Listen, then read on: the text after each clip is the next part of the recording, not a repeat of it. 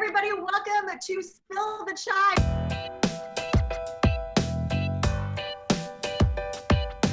We have a very special guest with us today. I am so excited. He is a Canadian actor now living in Los Angeles. You will definitely recognize him from his roles from Outsourced or Schitt Creek. Maybe even, yes, and maybe even from Mira's Detective, which we talked about. His voice is in that. But welcome to the show, Rizwan. What the hell is this? The town sign. Is this the real sign or the joke sign?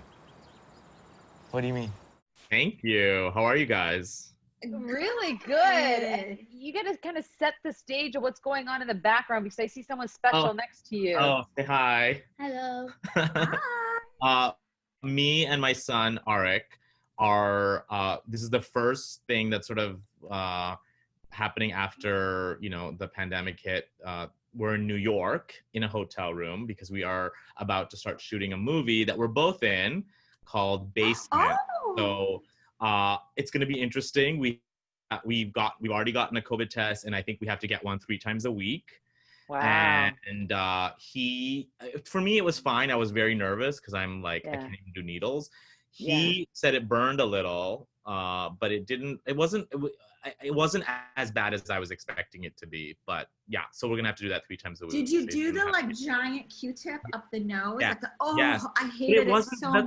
It wasn't as bad as what I thought. Like I thought it was gonna be worse. He actually, well, because he's smaller, he said, "Oh, it burned because they did both." Yeah. Oh my God, I'm with you. It burned for me too. I actually felt like they were jabbing that inside of my eye. And then the guy, he started twisting it and it made me sneeze. So I sneezed and he left it in there. So I'm sneezing and it was like vibrating, just hanging out of my nose. No. I would have freaked out. I think it was the most horrible experience I've ever had. Oh my Lord, no. I would have freaked out. Yeah. Well, we'll see because we did that in LA before we left and now we're going to do it here. So hopefully it's as gentle as it was in LA, but we'll see. Oh, AJ, that's a nightmare. I can't even imagine. It was a night. It was a night. Like, imagine someone putting something that far up and then twisting it. Like, why are you twisting it? What are you trying to do? That's wrong, man. That's just wrong. I don't. Yeah. Hopefully that guy has done so many now that he has enough experience where he won't. Anyways, let's stop talking about boogers and viruses and start talking about more exciting stuff like Hollywood. First of all, congratulations. We are shooting this on the day of the Emmys, very different Emmys. I'm wearing my new David Creek. Yeah. One of your Schitt Creek. Yes, congratulations on the nominations for that. Thank you. How are you feeling tell us about that. It's sort of it's sort of bittersweet. Like last year was my first time after being in this business for 20 years that I got to go to the Emmys, and it was such a crazy experience. First of all, our car got lost. I was with Noah Reed and we were all in like separate cars, and mine and Noah's car just couldn't get into the Emmys. So then we finally, once we got there, we missed the photos, but we ended up like doing the interviews, which was fine. And then like the most embarrassing thing, like I am that person. There was somebody, like we were walking, you walk and there's all the fans on the side. You guys have been there, so you guys know that's on the fans. And then they're like, somebody's like literally in my, like waving at me like hello. And I ignored it because I was like, there's no way they're like asking about me. Yeah. Then finally after the 5th time, I was like, yes, and they were like, not you, and it was it was the guy from When They See Us right behind me. No, it was not even our show. I don't think, and I was so embarrassed, and everybody, like all my cast was laughing at me, and I was like, oh my God, this is the most humiliating thing that would happen to me. I was like, wait. How cool is your dad? That's fine. I'll just move on and pretend like this didn't happen in a crowd full of celebrities. You know what, though? That is like, that happens to everybody just on a sidewalk where someone says hi and you say it. So the fact that you just made it Hollywood is like, I think that's pretty cool. I think that's so funny. I just talked to Noah on Thursday or Friday, and we were just talking about the fact that he's guaranteeing me that Schitt Creek's going to win 15 out of 15 Emmy nominations. Oh my God. That's what he said. And if it does happen, there's the potential of doing a spin-off. So I'm like, I'm holding him to that. That's what he said. He guaranteed me those two things. You just spilled some chai right now. You literally just spilled some chai. It's the things you pull out of Noah. I mean, but would you be man. up for it? Would you want to go back? I mean, all of that experience must have I been incredible for you. Oh, of hell yes. Like, of course. I Yeah. mean, it was like such a great um opportunity. Yeah, I loved being on the show. It was one of those things that you didn't when we started. It was a small show like CB. I know there was like big stars in it, Yeah. but CBC and their budgets and how it works and all that stuff. And for the first 4 years, I would tell people, look, I'm on this show called Schitt's Creek, and I was like on Pop because I was in LA, and they're like, what is Schitt's Creek? Are you saying that correctly? And second of all, what's Pop? Because I've never heard of that network. Yeah. Yeah. So for the longest time, and until it got on Netflix, is when people started like watching it. And all of a sudden, everything changed. You know what I mean? Yeah. So, yeah. And your like, character, what has he meant to you? He was it's sort of one of those things, such a ray of light. He was so positive. Fun, so punny. I know. He was so like optimistic and opportunistic at the same time. Like, you were like, is there something? I'm like, but he just wanted to be like happy and do all this stuff and make money. And like, I don't know, it's so funny because then all of a sudden, because of that, I think I ended up on Perfect Harmony, which was a very similar sort of like happy guy who just, I was like, all of a sudden, this is the thing. And before that on Outsource, I was like the mean guy. So it changed my trajectory being Ray on Schitt's Creek. I actually, when you were doing Perfect Harmony, I thought that character was so funny. I mean, that was just your moments on camera just really kind of stole the show because of that just pure joy and like sense of humor that would come in. Yeah. So I actually loved watching you share Bradley Whitford. Like seeing his character on Handmaid's Tale and then seeing what he was on Perfect Harmony is just it was so like different. And I think when you guys were on camera together and had that like humor, it really almost like brought out a side of him that I've never seen in an actor. I'm so sad the show's not continuing. I loved that aspect of it, and it was this weird thing where where I felt like you were getting 2 points of view, like Bradley's character and then the Reverend, which wasn't the same. It wasn't the same old like hitting you on the head of like, this is liberal and like preaching. Yeah. It was sort of doing it in a way that I thought was it was just wonderful, and I wish they would have more time to sort of flourish. But now you get to do a movie in New York. I know.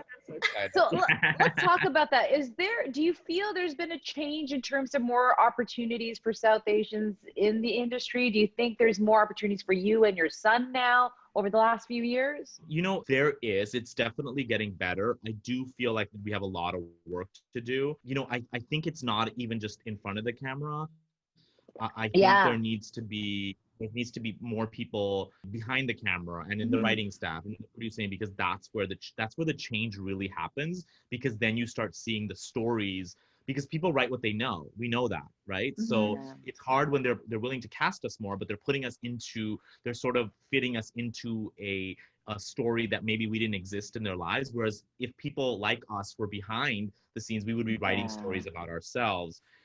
Me and I don't know if you guys know Saryu Blue, who you guys should have on the show. She's amazing.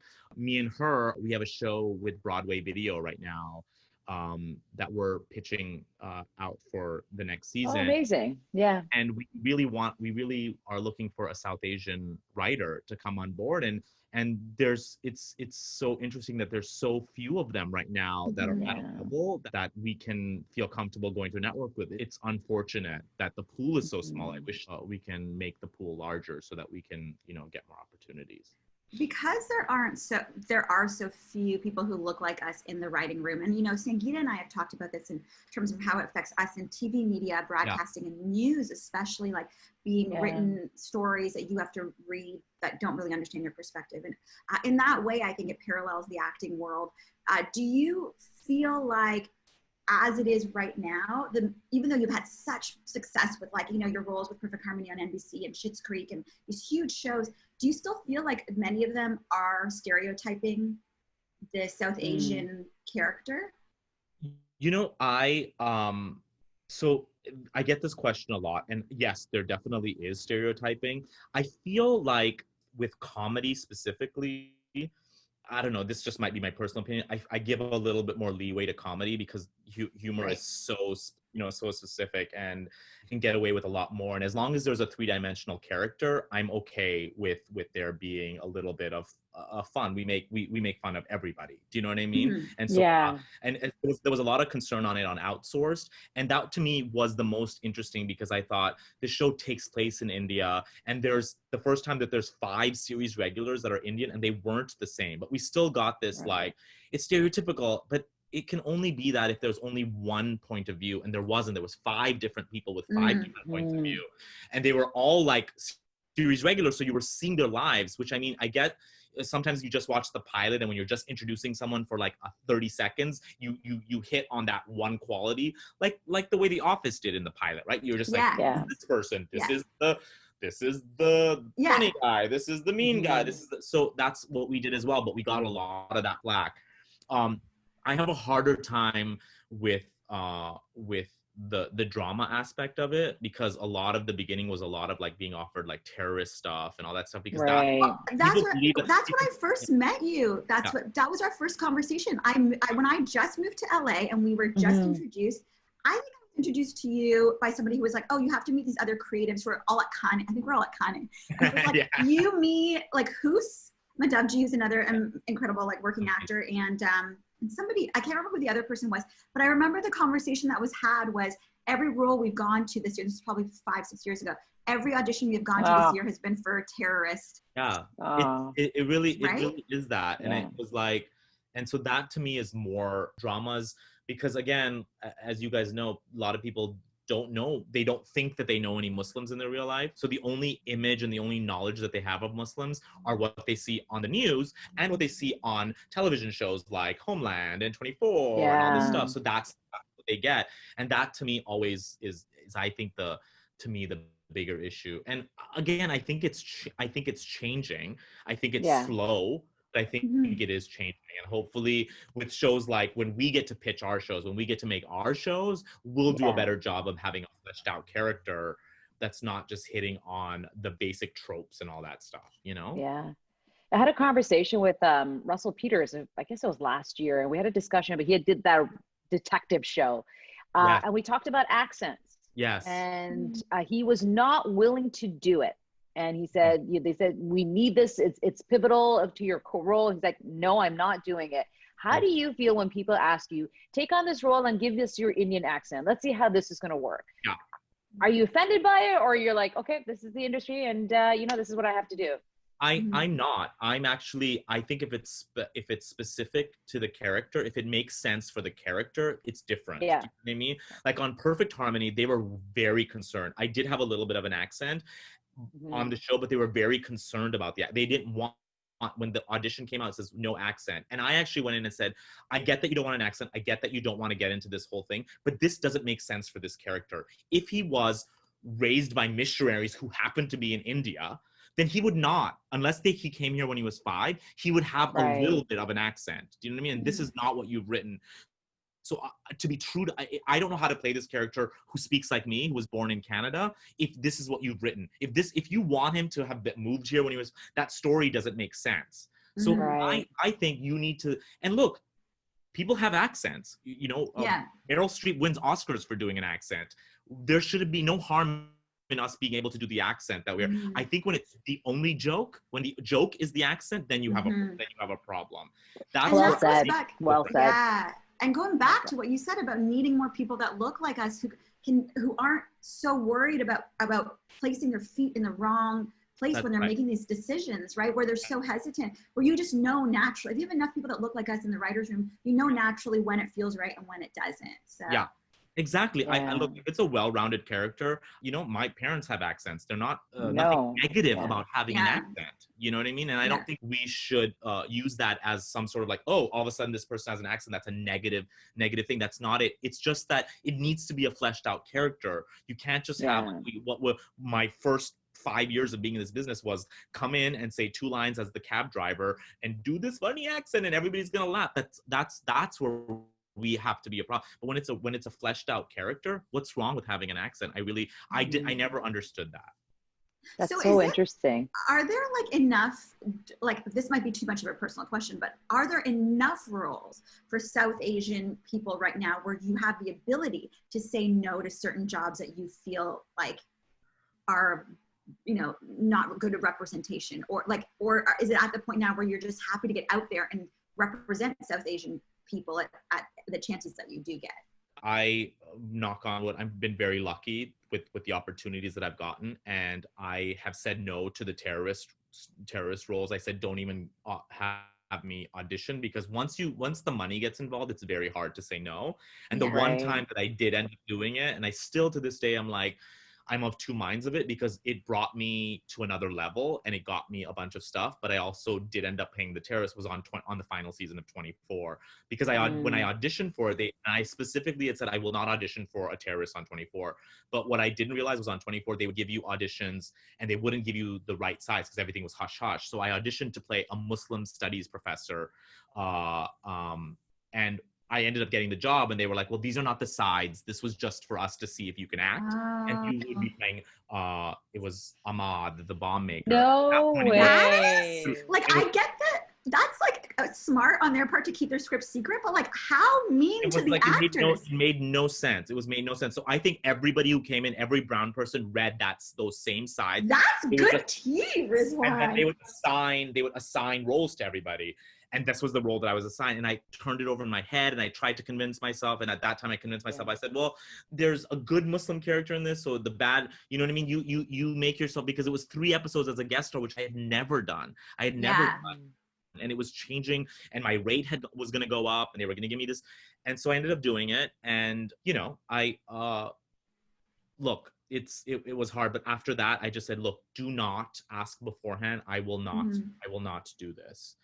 And so, yeah, that's hard. I don't think that you should feel any guilt though, because there are so few opportunities. And when you do need to get yourself to a place where you have a voice and people can actually listen to you, like you be proud of the decisions you had to make to like get to the place where you can now say that wasn't okay and have people hear you, right? Because those opportunities aren't given to us. We really we're finding our own way in these industries. And also what I'm saying is that you're right, because what happened with that was the thing that at that point, people, like even in Jamaat Khana, were like, I just saw you on 24. Like it was a big thing. And then when you go into an audition, it was the biggest show, right? So you were like, you were going in and you were getting more opportunities. And then, you know, I got to be on Outsource, and then we made me and my friend Parvesh and his boyfriend Gregory made this Lowe's video as a protest to that whole all-American Muslim thing that Lowe's was boycotting.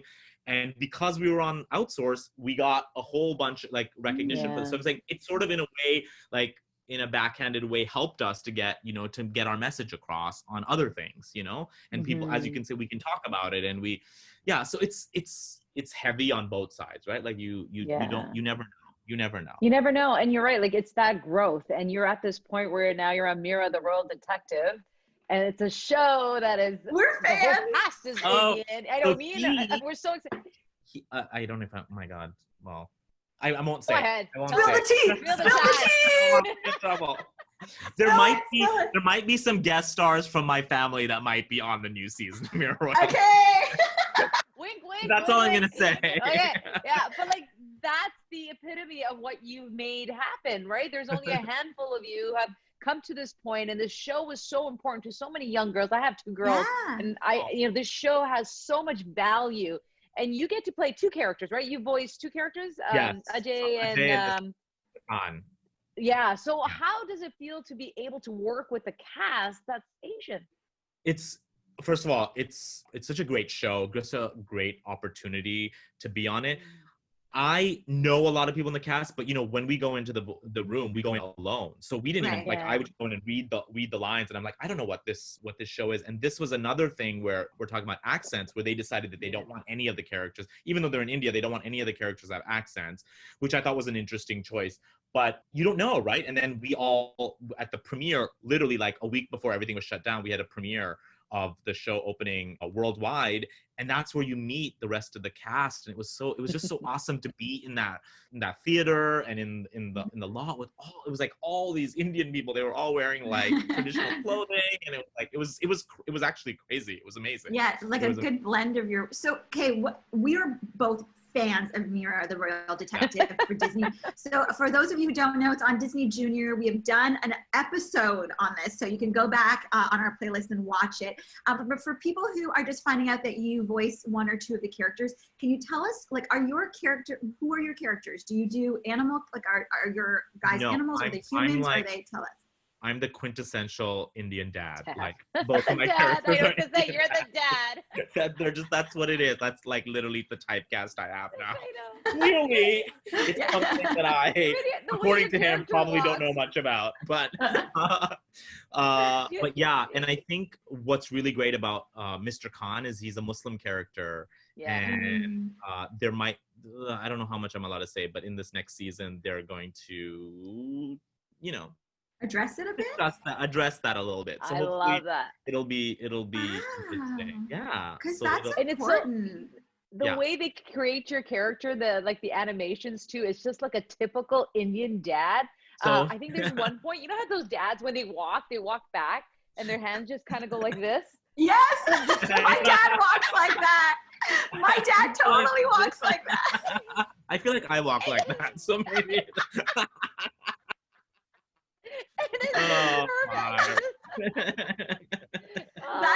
That's such a good observation. Right?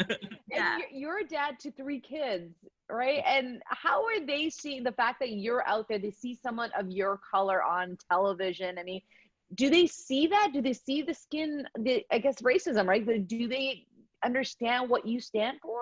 I mean, your son can respond to this, but I mean, yeah. Is it exciting for you? Is it anything? Yeah. That's not what you told me last time. You want to tell them what happened when you watched Odd Squad? What? So my kids, who are like the worst critics ever, we were going. I'm in this. Which we shot in Canada with. I was with Hannah Simone, another South Asian actor. We shot the movie Odd Squad. Yeah, of course. Yeah. And had like a small part in it, but it's a kids movie. And so before me and my wife were going on a date night, we asked the babysitter, so can you let them watch Odd Squad? It's a perfect movie, and then they can go to bed. Perfect. Yeah. And so then they watched it, and the next day I said, oh, how did you like the movie? Because I hadn't seen it yet, right? It's like, how did you like the movie? And this was his response: you were barely in it.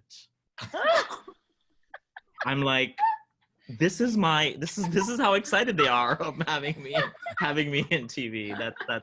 So that should be your perfect response.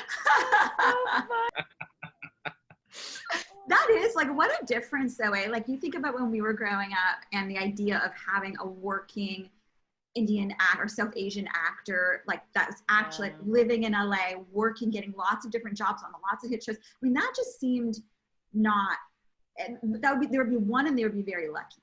Yeah. And I feel like now, like, I don't know what's happened in the last, decade and a half, but I feel like that whole conversation has changed. And like your kids are growing up in LA, in a household with a working actor, South Asian dad. Like that's such a different And it's hard, reality. like you asked that question, but to them, there's nothing different, right? Like since they were born, since my daughter, my oldest daughter was like a year and a half, she was coming on set on Outsource. Like they've been coming on set. So to them, it's not really that. And they go to schools where other parents are on TV as well, right? Because we're in Sherman Oaks and we go to a public school and there's other actors. So to them, for us, it was so different, right? Like we were like, oh my God, it's such a, to them, it's, oh, this is normal life. This is how it is. So it is different for them, I guess. As an actor, is there a role that you want to bring to life on screen? Is there something you want to bring, a story that, look, you're smiling already. Is there something you want people to see? So, again, talking about this show that we're pitching, I really, really, look, sitcoms is what I grew up with. It's the reason I became an actor. Three's Company was my favorite show, and I'm like, oh my God, this is what I want to do with my life. And so it's really important to me that they have a South Asian comedy that is coming from a place that's true. You know what I mean? Like something like Modern Family, all of that stuff that's real, and like just that we have a say in how it's portrayed. And I know they've been trying for the longest time, all the networks have been trying to put that on, but every time we read all those shows because we are auditioning for it, and they, for whatever reason, they haven't been ringing true. And I'm really hoping that if it's not Me and Sorry You, it's somebody else, but something that's my hope, that we can bring something that people will enjoy, that rings true. And there has been more right now. There's like Never Have I Ever, and like doing some amazing stuff. So there it is coming along, and it's happening. I just hope that we can do something on a network where we get something that's that a wide audience. I love that. Yeah. Yeah. No, we got a lot of stories to talk about. I know, like our family lives. I know. Yeah. And like how to properly eat curry. Yeah. Like exactly, like all the stuff that we've gone through, that's real, not that's like, oh, we're all getting arranged marriages, and that's Yeah. I think one of the interesting things too is when you generally look at actors, watch the Oscars, right? And you'll have the actor that wins, best whatever, go up and thank God and talk about like, thank you to Jesus, thank you to, but I find it interesting that for South Asian people in general, it's been such a hurdle to get into this industry or be respected in this industry at all, that often like you just want to concentrate on who you are professionally and not actually talk about faith at all, and not be judged by the faith that you are, whatever that is. And so there's this added pressure on I believe on South Asian actors and entertainers to really leave that part of their identity at the back door. Yeah. And one of the things that I found really interesting about following you on social media, Rizwan, is you don't do that. I mean, you'll show people that you are celebrating Eid. You'll show people, like, you just said that, within the new Disney show, you're going to have a whole Muslim, storyline. So talk to me a little bit about that as a South Asian person who is kind of being open about religion. It's, first of all, it's important to me, right? The faith is important to me. So I like to talk about it. And also, if I don't, then how I can't then complain and say there's no representation. There's no, we don't do this. Like I'm gonna be, look, I'm not going out there and being like, I'm gonna hit people over the head with it. But when I have the opportunity to talk about something that's real and personal, I'll talk about it. I remember the first experience of it that I had, which I was very nervous about.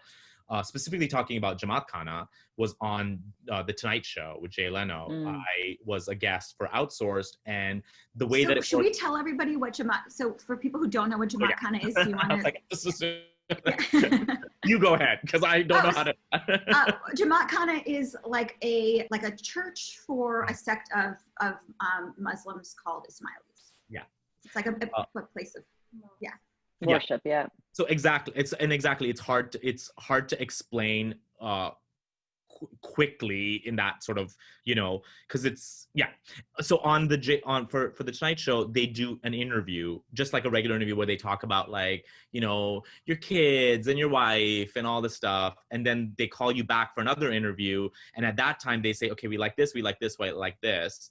And at that time I had not said Jamaat Khana, I had said mosque, because I thought, oh, he's not going to understand what Jamaat Khana is like, but he will understand mosque. So when they come back and they say, okay, Jay's going to ask you this question and you're going to answer like this, and it was all that. And one of the stories about how I met my wife Taslim, and it was at Jamaat Khana, and they had put mosque, and I was like, how do I either I say, he's like, you can say whatever you want, but I'm like, either I say mosque, which is so odd because Ismailis are going to be like, it's not a mosque, right? Yeah. Or I say Jamaat Khana, where people are going to be like, what's Jamaat Khana? Then I have to, like, in my 5-minute interview, I have to spend like a minute explaining what Jamaat Khana is. Yeah. It was such a thing. I ended up like, sort of saying it, and then I was talking about my dad, who's like Muslim, and I said the word Muslim, and for whatever reason, to add humor to it, I whispered Muslim because I knew how, like, such a heavy topic it was. and even in that moment, the night when after it had aired, everybody was like, that was like a bunch of people were like, well, why are you ashamed of being Muslim and why did you whisper it? I was like, no, I wasn't ashamed of it. I obviously talked about it. It was just to add humor to it because I knew that it was such a right. I think there's a lot of that where people are afraid to do it because they don't know on what side they're gonna get attacked, right? Yeah. So after that I was like, look, I'm gonna just be honest about it, and if I get attacked for it, I get attacked for it. But as long as I'm true about it, so I feel like I'm okay because look, this is who I am, and I'm gonna just talk about my. Also, you're like every parent's dream meeting your wife at the place of worship on like a Friday night, right? It was literally a fight. We got into a fight in Jamaat Khana because it was like one of those things we were fighting about whether or not. I said Fargo was my favorite movie, and she was like, "That's the worst movie I've ever seen." And we like fought. And then we decided that we were gonna go see The Big Lebowski together, which was out, and so we're like, okay, and that's ended up, and then the rest. Had your date. Oh, wow. Do you feel that way because you're in the U.S.? I mean, I can't see you reacting that way when you're speaking in Canada. Like you know what? My career has been in like my career has all been in the U.S. Schitt's Creek happened a lot later. That was but still, it's still a So all the stuff that happens, the interviews, everything you talk about is in the U.S. So you're kind of in that. You're in the framework of that, right? So and it's not just about me, but like there's other actors and how they feel about talking about it, and I feel for them because it's loaded, as you guys know. It is loaded. Yeah. I mean, I don't know if you've ever had experience with that, Sangita, but I know personally, like I remember we would wish people like Happy Hanukkah. When I worked on MTV, we would wish people Happy Hanukkah. I hosted a show called MTV News, Rizwan, for about a decade. And so at the beginning, we'd say like, Merry Christmas to everybody, like Happy Hanukkah, whatever it was. And I remember once I wanted to say Kushali Mubarak, and they asked me what that meant, and I was like, "Oh, it's it's a celebration for like a Muslim community." And they're like, "No, we don't want to get into nothing Muslim." And I was like, "But it's joyous. Like there's nothing controversial about it." And I wasn't allowed. I wasn't allowed to say it. And so I think that's why I think that you being independent and being an actor and having now, like at that time there was no social media. Now, I mean, there was MySpace, but now having like social media in your hands and you being very open about it, I think really just shows how much has changed in 10 years. Yeah. But the thing is, again, on your social media, it's your it's personal, right? So you can say whatever you want. I haven't had the experience where a network or somebody's telling me that I can't. That would be such I feel for you, because what do you do then? Because then you're sort of like, I'm representing this. Am I okay with that? Like, am I okay with it? Hasn't happened to me where a network said, you cannot talk about this. You know what I mean? So it's a really good point. Like AJ, I've never even questioned celebrating other people's tradition aside from saying Happy Hanukkah and Merry Christmas. I don't even know if I ever said Happy Hanukkah, but I think it was just Christmas. You're right, or a Happy Thanksgiving. And I think mentally we're just taught not to speak of other religions and their traditions. So that's a really good point. Yeah, like why do we not have like segments around Diwali, or like we have so many segments about like buying for Christmas. Why not Diwali or why not? So it is really really interesting. Okay, I have a more of a happier note question for you. So okay, I want to talk more about Schitt Creek because we know it's like the big Emmy show and it's the big show, and you work closely with my former co-host of over a decade, Dan Levy. Yes. And so I'm so curious because when I worked with Dan was very much an independent from his father. He wanted to make a name for himself, and he like did not want the Levy associate. Like his dad came in for an interview, a live interview, and I interviewed him, which by the way was like the worst interview of my life. He was just way too quick and way too fun. Oh, he was so quick, so funny. He out-TV'd me. I think it was the third interview I'd ever done on TV. I'd been on TV for like a week, and I was so nervous. I'm telling you, he's like he is not what you'd expect. Eugene is not what you'd expect. I think he's like, first of all, he's like the nicest guy ever. And he's just, but you don't even know he's so serious in my mind. But he's fun. Like, you're like, oh my God, he's making jokes, but you're like, they're so they all went like over my head. Like and I was on live TV. I feel for you. I don't think I could. Oh my God. My interview was like this because I was so nervous that I started realizing he was making jokes that I didn't get like 5 minutes after. I was getting more and more nervous, and it was live, and we had a live studio audience, and my mouth got more and more dry. And by the end of the interview, this is why I don't have it on my demo reel. My lip was like this. Like I did the rest of the interview like this because my mouth was so dry. I was so. Anyways, all that being said, is that I just remember Dan wanting to be so independent, and rightfully so, from his dad as he started in the industry. So I'm so curious what that, because I never got to see that dynamic of them together.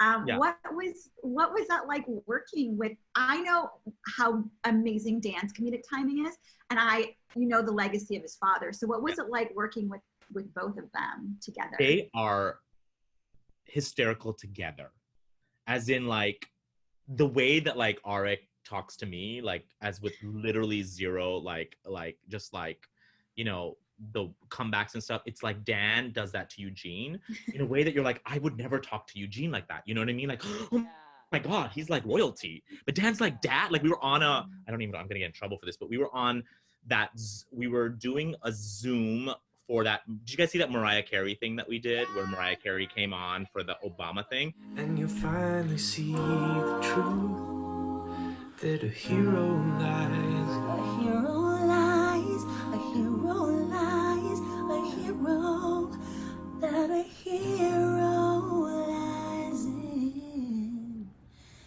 you.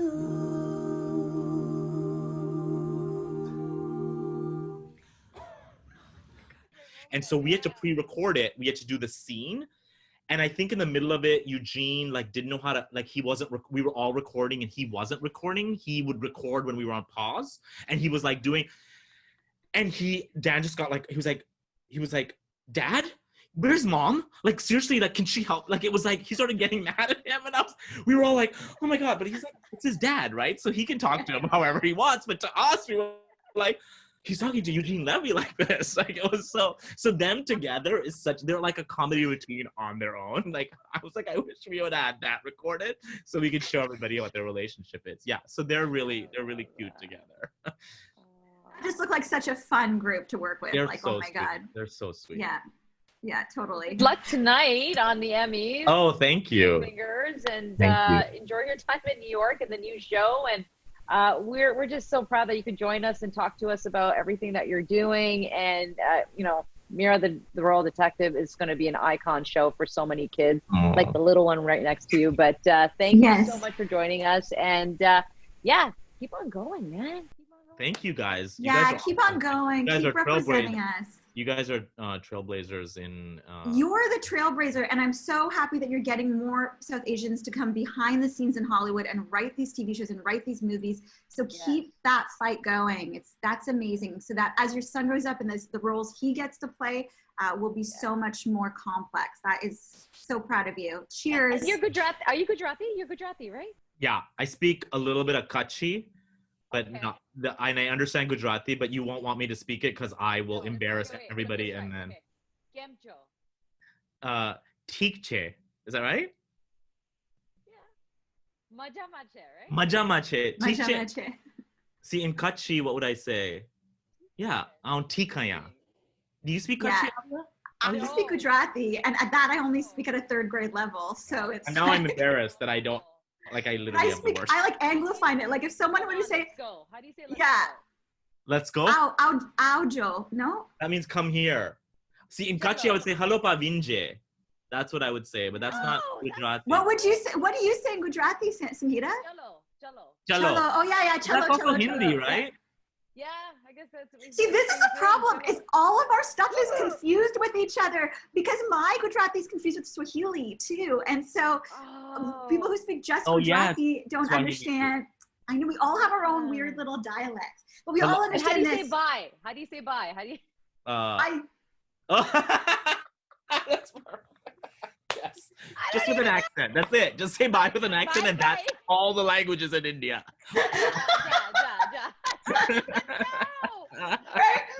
Thank you guys for watching. Make sure you subscribe to the show on Apple Podcasts and Spotify. We will see you next time. Bye. Bye.